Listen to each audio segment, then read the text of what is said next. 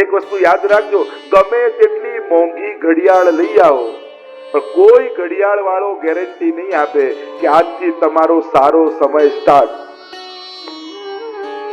ભલે રોલેક્સ લાવો કે રાડો લાવો કે ગમે તે લાવો, કોઈ બધું એનું કાર્ડ આપશે, ગેરંટી કાર્ડ આપશે, બધું. એ ગેરંટી કાર્ડ ઘડિયાળનું હશે, સમયનું નહીં હોય. કારણ કે જેમ નળમાંથી પાણી ટપકતું હોય, નળ બંધ કરો ને પાણી ટપકતું બંધ થઈ જાય, એમ ઘડિયાળ બંધ કરી દેવાથી સમય રોકાઈ જાય છે ના, એ તો વહે જ જાય છે. અને એક વસ્તુ યાદ રાખો, સમયને રોકી શકાતો નથી, સમયને મારી શકાતો નથી, સમયને કેવલ સુધારી શકાય છે. સમયનો સદુપયોગ સિવાય સમય સાથે આપણે બીજો કોઈ વ્યવહાર નથી કરી શકતા, સમયને રોકી નથી શકતા. એટલે જ તો મહાપ્રભુજીએ કહ્યું ને, યદા બહિર્મુખાયુયમ ભવિષ્યત કથંચન તદા કાલ પ્રવાહસ્થા દેહ ચિત્તાદયો. હે વૈષ્ણવો, જો તમે બહિર્મુખ થયા તો આ કાળના પ્રવાહમાં વહી જશો. આ કાળના પ્રવાહને તમે નથી રોકી શકવાના, નથી અટકાવી શકવાના. એક જ ઉપાય છે, કાળના એ કાળ ભગવાનની સન્મુખતા રાખજો. 5 મિનિટ પર ઠાકોરજી આગળ ઉભા રહેજો, એની દ્રષ્ટિ પડશે તોય દુર્ભાગ્ય ટળી જશે. અને એટલા માટે સન્મુખતા જ એકમાત્ર ઉપાય છે. કારણ કે દુશ્મન ક્યાંય કોઈ બહાર નથી, લઈને જ ફરીએ. આ જ ઇન્દ્રિયો, મને એવા મનુષ્યાણામ કારણમ બંધ મોક્ષયો, તાળું ખોલવાની ચાવી જુદી અને બંધ કરવાની જુદી, આવી બે ન હોય, એક જ હોય. ખાલી ફરક એટલો છે કે કઈ બાજુ ફેરવો છો. આ મન પણ એવું છે, જ બંધન અને મુક્તિનું કારણ. ફરક એટલો કઈ બાજુ ફેરવો છો એ સમજવાનું. અને એટલા માટે કહ્યું, કાળ એનું કામ કરે છે, જીવ સમજી શકતો નથી. અને એટલા માટે પ્રભુના કાર્યમાં પ્રમાદ કરે છે અને પોતાના લૌકિક કાર્યમાં એ સદાય તત્પર રહે છે. કાલની ગતિને જાણતો નથી ને, એટલે પ્રભુના કામમાં પ્રમાદ. આજે નહીં તો કાલે સેવા કરી લઈશું, આજે માળા નહીં તો કાલે ફેરવી લઈશું. કથા તો 7 દિવસ ચાલવાની છે ને, છેલ્લા દિવસે જઈ આવીશું. હવે છેલ્લા દિવસે તારું સ્કૂટર બગડી ગયું તો મહાભારતમાં એવી કથા નથી કહેતા કે પેલા અર્જુન અને યુધિષ્ઠિર, ભીમ ને બધા હતા અને કઈ રથ ઠીક કરતા હતા, એટલામાં કોઈ ભિક્ષુક આવ્યો ને યુધિષ્ઠિરને કહ્યું કંઈક આપો ને. અને યુધિષ્ઠિર કામમાં વ્યસ્ત હતા, એટલે કહ્યું કાલે આવજે, કાલે આપીશ. અને ભિક્ષુક જતો રહ્યો. અને ભીમ ગળામાં ઢોલ બાંધીને ઢમ ઢમ ઢમ ઢમ કરતો આખા ગામમાં ફરે, મારા ભાઈએ સમયને જીતી લીધો, સમયને જીતી લીધો, સમયને જીતી લીધો. યુધિષ્ઠિર બોલાવે, આંસુ નગારા વગાડે છે કે મારા ભાઈએ યુધિષ્ઠિર સમયને જીતી લીધો, મેં ક્યાં જીત્યો? અરે આપે જીત્યો જ કહેવાય. કેમ, કઈ રીતે? આપે પેલાને કહ્યું કાલે આવજે. શું કાલે એ સંભાવના નથી કે આપણે જીવિત ના હોઈએ? કાલે શું એ સંભાવના નથી કે એ ગુજરી ગયો હોય?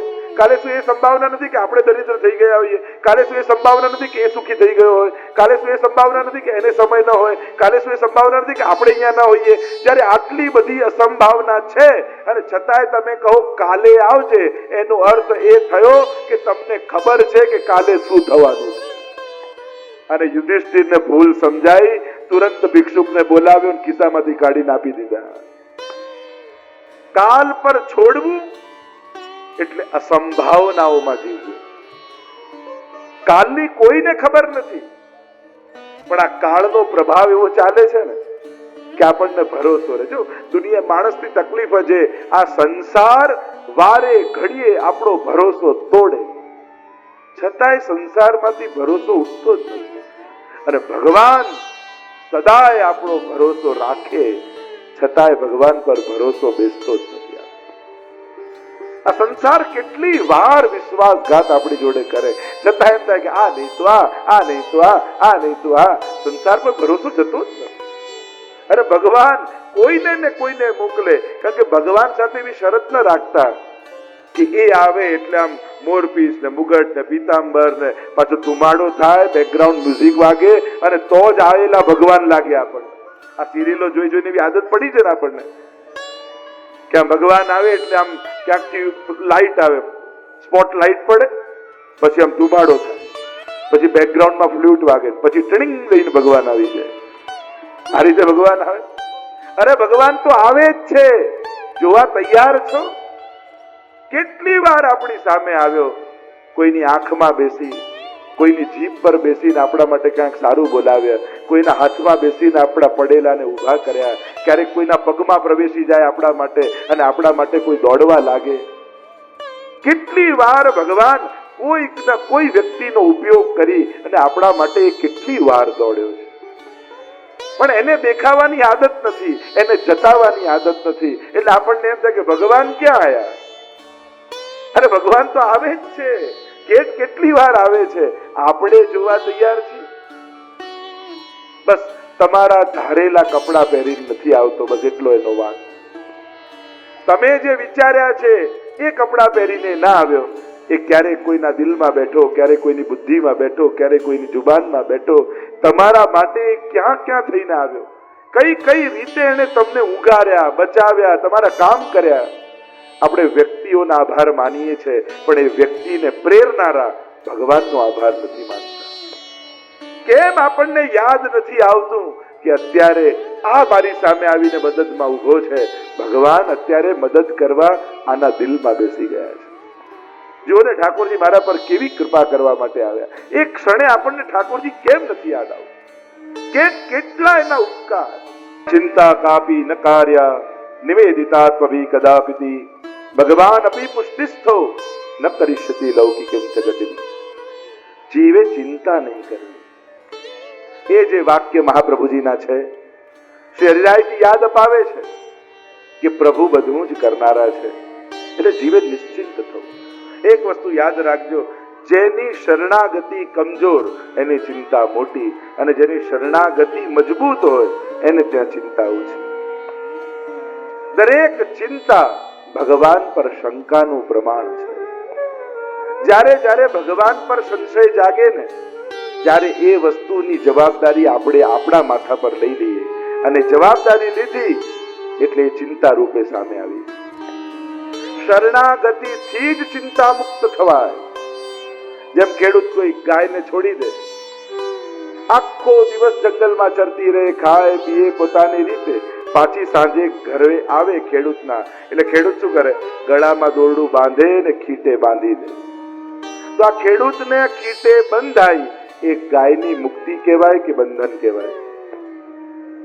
સાધારણ દ્રષ્ટિએ જોવા જાવ તો આપણને લાગે ગાય બંધાય, પણ જો તત્વ દ્રષ્ટિએ જુઓ તમે, તો જ્યારે ખેડૂતે છોડી દીધી હતી ત્યારે પોતાના ખાવાની, પીવાની, સુરક્ષાની બધી જ જવાબદારી ગાયના માથે હતી. પણ સાંજે ખેડૂતના ઘરે આવી અને ખેડૂતે પોતાના ખીટે બાંધી એટલે ગાય નિશ્ચિંત થઈ ગઈ અને બધી જવાબદારી ખેડૂતના માથે આવી.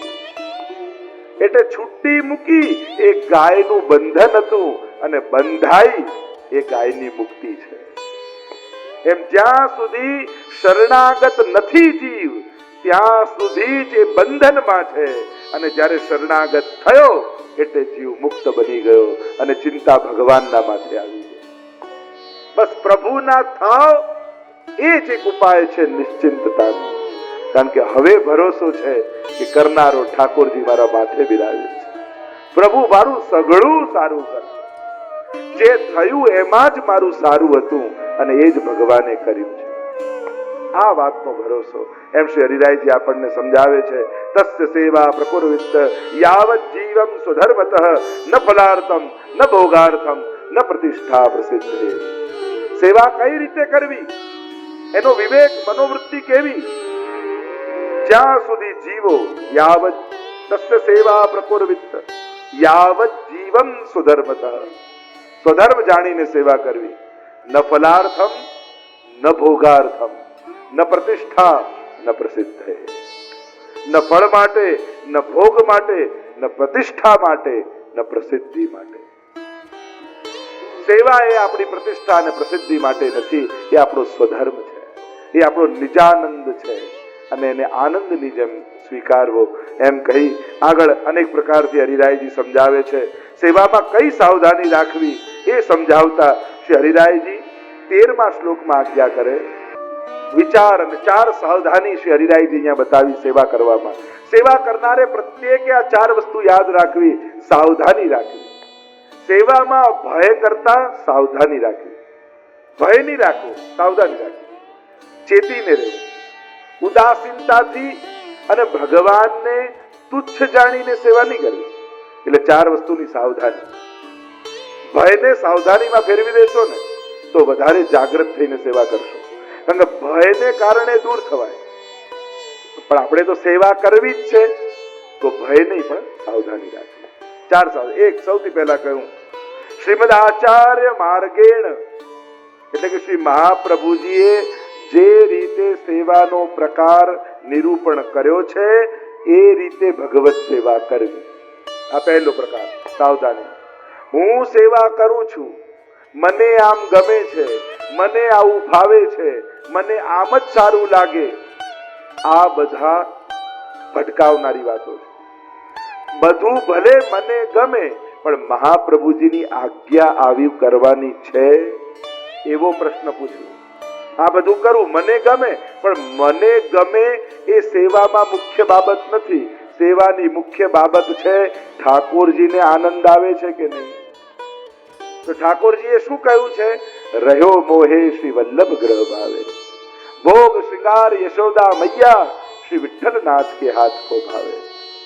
એમને તો ગુસાઈજીના હાથની સેવા ગમે છે, એને તો વલ્લભના ઘરની સેવા ગમે. એટલે વલ્લભના ઘરની એટલે અમારે ત્યાં પધરાવી દેવાના એ વલ્લભનું ઘર ના. જેના ઘરમાં મહાપ્રભુજીની આજ્ઞા પ્રમાણે સેવા થાય છે એ દરેક ઘર વલ્લભના ઘર છે, અને ત્યાં ઠાકોરજીને રહેવું ગમે છે. જ્યાં જેની રીત ચાલતી હોય એ રીત, એની પ્રધાનતા, એની માલિકી કહેવાય. તો જેના ઘરે વલ્લભની રીત ચાલે છે એના ઘરનો માલિક શ્રી વલ્લભ છે, અને એટલા માટે એ ઘર વલ્લભનું ઘર છે, અને ત્યાં ઠાકોરજીને રહેવું ગમે છે. તો પહેલો સાવધાની, મહાપ્રભુજીના પ્રકાર પ્રમાણે સેવા. એ શૃંગાર હોય, એ સામગ્રી હોય, એ કીર્તન હોય, એ જગાવવાનાથી પોઢાવા સુધીનો ક્રમ હોય, એ ઉત્સવનો ક્રમ હોય. 2 પ્રકારની સેવાનો ક્રમ, નિત્યનો ક્રમ અને વર્ષોત્સવનો ક્રમ. આ બંને ક્રમ છે ને આપણે ત્યાં. એ કીર્તનમાં હોય કે પછી સેવામાં હોય, બંને ક્રમ ચાલે, નિત્યનો ક્રમ ને વર્ષોત્સવનો. આ બધું જ મહાપ્રભુજીની મેળ, મર્યાદા અને આજ્ઞા પ્રમાણે છે એનો વિચાર કરો. થોડું કરો, પણ મહાપ્રભુજીએ બતાવેલા ક્રમ પ્રમાણે કરો. બીજી સાવધાની, અન્ય માર્ગની રીતથી પ્રભાવિત થઈ આપણે આપણો ક્રમ ન બદલી દેવો.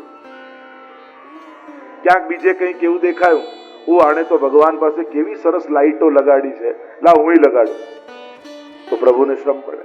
પુષ્ટિ માર્ગમાં કઈ એવી બધી લાઈટો આવતી નથી. ઘણી વાર નહીં લોકો પોતાના મંદિરમાં ઠાકોરજી પાસે એટલી ચડક ભડક લાઈટો કરે. આપણે ત્યાં ક્રમ નથી, અને જે ક્રમ નથી એ ક્રિયા નહીં કરવી. અન્યથી પ્રભાવિત થઈને પોતાનો સેવા ક્રમ બદલવો નહીં. ઘણા તો શૃંગારનું કહીએ ને, ના અમે તો નાથ દ્વારાથી લાયા છે. તો નાથ દ્વારા બધું પુષ્ટિ માર્ગી મળે એવું કોણે કહ્યું? આપણે ગોતીને આપણા ક્રમ અનુસાર લાવવાનું. નાથ દ્વારાથી લાયા એ બધું પુષ્ટિ માર્ગી જ ન થઈ જાય. તો અન્ય માર્ગથી પ્રભાવિત થઈ, એટલે કે અન્યથી એમે પ્રભાવિત થઈને સેવા ન થાય, શરણાગત થઈને થાય. અને દુનિયા આજે બધે તમે જુઓ, લોકો ઇમ્પ્રેસ કરવામાં પડ્યા હોય ને, જાત જાતના પ્રકારથી, જુદી જુદી રીતે લોકો પ્રભાવિત કરે. અને આપણે બધા થાકીએ છીએ એટલા માટે સંસારમાં. આપણે કોઈને પ્રસન્ન કરવા નથી ઈચ્છતા, આપણે બધાને પ્રભાવિત કરવા ઈચ્છીએ. ઘરે આવીને કોઈ ચાય પીવડાવી હોય, જો કેવા ઇમ્પ્રેસ થઈને ગયા. આપણે પ્રસન્ન કરવા નથી માંગતા, આપણે ઇમ્પ્રેસ કરવા માંગીએ, અને એને કારણે થાકી જઈએ. ધર્મ જગતમાં તમે જુઓ, આજે બધા જે લોકો ઇમ્પ્રેસ કરવા ઈચ્છે, આમ મિનિસ્ટરો સાથે ફોટા, આના સાથે ફોટા, આમ કરે, પેલા જોડે કોશિશ કરે કે લોકો આ બધું જોઈને પ્રભાવિત થઈ જાય. અને પ્રભાવિત થાવ ને એટલે તમારા વિચારો બંધ થઈ જાય, અને પછી એના પ્રમાણે ચાલવા લાગે. એટલે અત્યારના સમયમાં બહુ સાવધાન રહેજો. મહાપ્રભુજી સીધો સાદો માર્ગ આપણને આપ્યો છે કે ભગવાનને ભજો અને એનાથી તમારો ઉદ્ધાર થશે. સીધું, કેવી નિર્દોષતા આપણા ધર્મની છે. સીધા ભગવાન દ્વારા ઉદ્ધાર. અને લોકો બીજા બધું ક્યાંક તમને સગવડતા કરી આપશે, વીઆઈપી ફેસિલિટી આપશે, એવી સુગમતા ને સન્માન ને માન ઘણું બધું આપશે, પણ શેના માટે? તમે તમારું છોડીને અમારામાં આવી. મેં પ્રયાસ શેનો છે? આનો જ પ્રયાસ. અને તમે જો ઇમ્પ્રેસ થયા કે અરે આ લોકોની તો આવી એક્ટિવિટી, આની તો આવું આમ, અને આની તો આવી વ્યવસ્થા, ને આવાના તો આટલા સેન્ટરો, ને આવી સુવિધા, ને આટલું સન્માન, આમ કરી કરી તમને તમારા પ્રત્યે અભાવ લાવશે અને એના પ્રત્યે આકર્ષણ કરશે. કલિયુગમાં આ સાવધાન થવાની જરૂર છે. કોઈનું ગમે તેટલું સારું હોય એને વંદન, એને આદર, પણ મારો ઉદ્ધાર તો મહાપ્રભુજીની આજ્ઞામાં રહેવાથી થવાનો છે. બસ આટલું સમજાઈ જાય. કલયુગ में सब धर्म के द्वारे रोके आए, श्री वल्लभ खिड़की प्रेम की निकस जाए सो जाए. બાકી બધે દરવાજાઓ બંધ છે, એક વલ્લભના નામની ખિડકી ખુલી છે, એમાંથી નીકળી ગયા તો ગયા. એટલે જ કહ્યું કે આગ લગોવા મેડ में જહાન વલ્લભ નામ. ગમે તેટલા મહેલો કોઈ ઉભા કરે, ક્યાંય આકર્ષિત નહીં થવું. કલયુગમાં જો ઇમ્પ્રેસ ન થયા ને તો તરી જશું. અહીંયા છે ને પ્રભાવિત કરવાની વૃત્તિઓ ચાલે સમાજમાં, દરેક ક્ષેત્રમાં. તો બીજા કદાચ ક્ષેત્રમાં ગયા, પોતાનું છોડી તો નુકસાન નહીં થાય, પણ પોતાના ઈષ્ટને, પોતાના નાથને, પોતાના સ્વામીને છોડીને જો ભટક્યા તો આખી જિંદગી ભટક્યા જ કરશે. અને એટલા માટે સાવધાનીની જરૂર છે. અત્યારના કોઈનું પણ સારું જોઈ એને વંદન કરો, પ્રેરણા લેવું. પ્રેરિત થવાય પણ પ્રભાવિત નહીં થવું. આપણે શું કરીએ છીએ? પ્રેરિત થવાને બદલે પ્રભાવિત થઈ જાય. પ્રભાવિત થાય એટલે માણસ પોતાનું મૂકી બીજાનું ચાલુ કરે. પણ પ્રેરિત થાય ને તો એમ થાય કે આને આના ઈષ્ટમાં કેવી શ્રદ્ધા છે, એવી મને મારા શ્રીનાથજીમાં કેમ થાય? એ એની ગુરુની આજ્ઞામાં કેવો રહે છે, એવો હું મહાપ્રભુજીની આજ્ઞામાં ક્યારે જીવું? આને પ્રેરણા કહેવાય, આને ઇન્સ્પાયર થયા કહેવાય. કે કોઈનું સારું જોઈ હું મારું ઉત્તમ કઈ રીતે સિદ્ધ કરી શકું, આને કહેવાય ઇન્સ્પાયર થયા. અને ઇમ્પ્રેસ થયા કોને કહેવાય? કે આપણું મૂકી દો ને એનું ચાલુ કરી દો. જ્યારે આવું થયું એટલે પછી બધું જશે હાથમાં. એટલે આ ચેતવાની અત્યારના સમય બહુ જરૂર છે, જેથી તમને કોઈ છેતરી ન જાય. અને એટલા માટે હરિરાયજી આપણને બીજી ત્રીજી જગ્યાએ છેતવે છે કે ત્રીજું સાવધાની શું છે? સ્વકલ્પિત પ્રકારથી ક્યારેય નહીં કરવું. ઘણાને પોતાની બુદ્ધિ પર બહુ ખુમારી હોય. જો દુનિયામાં દરેક માણસને આ બે વસ્તુ લાગે અત્યારના સમયમાં કે મારી પાસે બુદ્ધિ હોવી જોઈતી હતી, એના કરતા ભગવાને થોડીક વધારે મને આપી. જો મારી સલાહ પ્રમાણે બધા ચાલે ને તો બધાનું સારું કરી નાખે. આવું માણસને લાગે. બુદ્ધિ જરૂર હતી એના કરતા વધારે આપી છે, અને મને જેટલા પૈસા મળવા જોઈતા હતા ને એના કરતા ભગવાને થોડા ઓછા આપે. અત્યારે દરેક માણસને એવું લાગે. જો બુદ્ધિથી જ સુખ થતું હોત ને તો બધા બુદ્ધિમાન સુખી હોત. પણ લોકો બુદ્ધિમાનને સારો પગાર આપીને કામે રાખી લે. એના કરતા સુખી એને બોસ હોય છે, ભલે ભણ્યો ના હોય તોય. ઘણા આજે જગતમાં એવા મોટા પદ ઉપર લોકો બેઠા છે જે ભણ્યા નથી, જેમાં ડિગ્રી નથી. અનેક ગણું ભણેલાના બોસ છે. તો કેવલ બુદ્ધિથી નથી થતું. જગતમાં વિરુદ્ધ ધર્માશ્રયતા બધે દેખાય છે, વિચિત્રતા બધે છે, વિલક્ષણતા બધે છે. અને એટલા માટે કોઈ એક પ્રમાણ યા એક એવું ન માની લેવું કે આનાથી જ માણસ સુખી થાય. બધે વિચિત્રતા છે. તો અહીંયા સ્વકલ્પિત પ્રકારથી નહીં કરવું કે મને આમ લાગે કે આવું કરવું જોઈએ, મને એવી ઈચ્છા થઈ કે આમ ધરવા લાગુ, આમ કરવા લાગુ. આ આપણા માર્ગની રીત નથી. સેવામાં પણ અચાનક ફેરફારો નહીં કરી નાખો. કેમ ધરતા હતા દૂધઘર અને આજે મૂડ આવ્યો કે લાવ ઠાકોરજીને સગડી ભોગ ધરું, એટલે અચાનક સવારે ઉઠીને સગડી ભોગ ધર નાખે. સેવા ઈચ્છા પ્રમાણે નથી થતી, સેવા આજ્ઞા પ્રમાણે થાય. મને આજ્ઞા છે, હા, ક્યારે પેલું કરી શકે ઈચ્છા? જ્યારે બાધનમ બાહ્યચ્છયા, ઠાકોરજી તમને એવી આજ્ઞા કરે કે આજે મારે આ આરોગવું છે અને તમે બનાવો તો તમારે કોઈ આજ્ઞા લેવાની જરૂર નથી. પણ પ્રભુનો સ્વાનુભાવ જ્યાં સુધી નથી થયો ત્યાં સુધી તમને જે આજ્ઞા મળી છે એ પ્રમાણે સેવા કરવી, સ્વકલ્પિત રીતે નહીં કરવી. તમારી રાયજી કહે. અને આગળ કહ્યું, અભાવથી સેવા નહીં કરવી, અશ્રદ્ધાથી સેવા નહીં કરવી. જ્યારે કોઈ પણ કાર્ય કરો, ચૈત્રી ઉપનિષદ પ્રમાણે શ્રદ્ધયા દેયમ, શ્રદ્ધાથી આપો, શ્રદ્ધાથી કરો. કારણ કે અશ્રદ્ધાથી કરો છો તો કરેલું થયું ગયું, એનો આનંદ ન માણ્યા અને વસ્તુ એ ગઈ. શ્રદ્ધાપૂર્વક કરવું. આમ 4 વિવેક બતાવ્યા. 18માં શિક્ષાપત્રને વિરામ આપીએ. 19મું શિક્ષાપત્ર 10 શ્લોક અને એનો વિષય છે કલયુગે સત્પુરુષોની પણ મતિ જ્યારે નષ્ટ થઈ ગઈ છે ત્યારે સત્સંગ જ એકમાત્ર ઉપાય છે એમ કહી અને પહેલા શ્લોકમાં આજ્ઞા કરતા કહ્યું,